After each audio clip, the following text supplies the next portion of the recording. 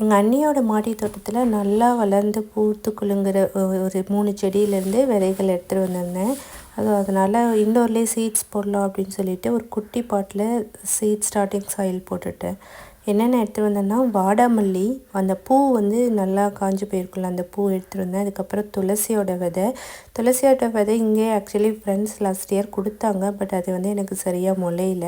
அதுக்கப்புறம் வந்து சங்குப்பூ வந்து எனக்கு வளர்க்கணுன்னு ரொம்ப ஆசை. அதனால் அதோட சீட்ஸும் வந்து இருந்து வாங்கிட்டு வந்திருந்தேன். கேனடாவில் இருக்க கிளைமேட்க்கு நம்ம வந்து சம்மர் ஆரம்பித்ததுக்கப்புறம் சீட்ஸ் போட்டால் அது முளைஞ்சி வந்து பூ பூக்கிறதுக்குள்ளே திருப்பி வின்டரே ஆரம்பிச்சிடும். அதனால் இண்டோர்லேயே நம்ம வந்து கொஞ்சம் சீட்ஸ் போட்டு வச்சுட்டா முளைஞ்சதுக்கப்புறம் நம்ம வந்து வெளியில் டிரான்ஸ்பிளான்ட் பண்ணிக்கலாம். நான் வந்து கொஞ்சம் மேலே அந்த கிளிங் ரேப் போட்டு வச்சுருந்தேன். ஸோ தட் அந்த ஹியூமிடிட்டியில் வந்து கொஞ்சம் சீக்கிரம் சீட்ஸ் முளையும் அப்படின்னு சொல்லிட்டு.